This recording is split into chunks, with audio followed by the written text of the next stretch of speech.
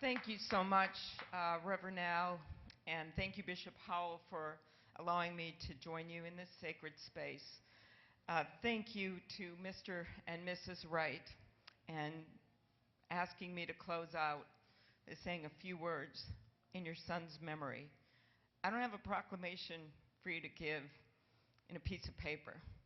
I've got a proclamation in the Senate, and that is that we must pass the George Floyd Justice in Policing Act. You know, there's a photo of your son, of Daunte, that many Americans have seen by now. He's standing outdoors on a sparkling day, holding his son, Daunte Jr., and he's got this big smile on his face, that smile that you said, Katie, would light up the room. We see the lively, outgoing young man who always made people laugh, who was lovingly voted class clown his freshman year by his high school class. We see the basketball fan whose left-handed shot would make any coach proud. Most of all, we see Daunte's radiant love for his family as he holds his baby boy. In the photo, Daunte Jr. wears a colorful bib with polka dots and a bow tie, and the words "First Birthday" printed in cheerful letters across the front. And that's when we see the enormous hole Daunte leaves in the world. That's when we remember that he won't be there for his son's second birthday or high school graduation, or to see those grandkids. Racism in this country is not isolated, it is systemic.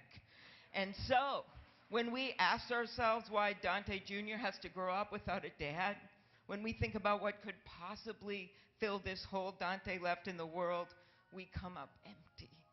Instead, we find a much bigger hole where justice should be.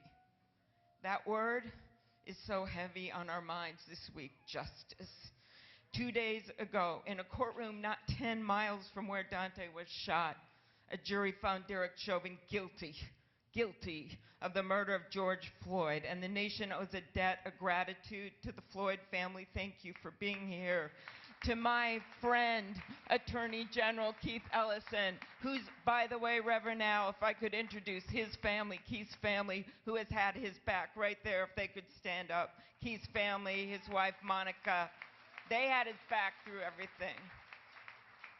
And to Ben Crump, Reverend Al, Reverend Jesse Jackson, all those in my state who have been warriors for justice. And yet, while this was a historic moment for our country, we cannot confuse accountability for justice. Because true justice is not done as long as having expired tags means losing your life during a traffic stop. True justice is not done as long as a chokehold, a knee on the neck, or a no-knock warrant is considered legitimate policing. True justice is not done as long as Black Americans are killed by law enforcement at more than twice the rate of white Americans. And to use your words, Katie, true justice is not done as long as your son isn't coming home for dinner. Our hearts ache for Daunte in part because so many people in this room and throughout our state can imagine being 20 years old, driving around their neighborhood on a Sunday afternoon, yes, even with expired registration tags, yes, even with an air freshener hanging from the rearview mirror. Many young people can imagine calling their mom when they need insurance information or when they're scared. But only some can imagine being shot by a police officer during a traffic stop. Only some could imagine that this phone call would be their last. Only some live with that fear every single day. And that, Mr. Crump, as you know, is the definition of injustice. During that groundbreaking trial, George Floyd's family members, a store clerk, a firefighter, passerbys, as well as you noted, Reverend Al, a number of police officers testified about George Floyd and what happened that day. They told the truth. They said it was wrong. And we heard Darnella Fraser, a teenager who testified having witnessed George Floyd murder, say, "It's been nights I stay up, apologizing and apologizing for George Floyd for not doing more." Could she have done more? No. It was not on her to change what happened that fateful day. And it's not on people who nearly a year later happened to be at the intersection of 63rd and Orchard in Brooklyn Center to change what happened to Daunte.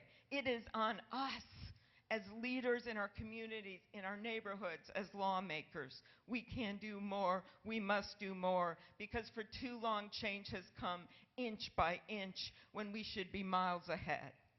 It is time for Washington, D.C. to move forward on police reform and pass the George Floyd Justice in Policing Act.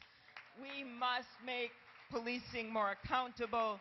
We have to change police training and standards, including banning chokeholds, which my colleague, Senator Smith, is leading the bill to ban chokeholds. Along with myself, she is up here with me on this stage. We have to change the status quo so that driving while black doesn't result in getting shot.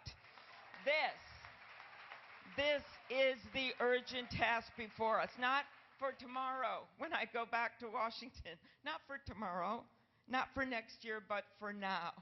True justice. So as we remember Daunte's life and grieve his death, we must repair what's broken in this country and make sure class counts and basketball fans, doting fathers and caring sons remain with us in body, as Daunte now does in spirit, Mrs. Wright. And we won't rest until justice, true justice, is done. That's my proclamation to you.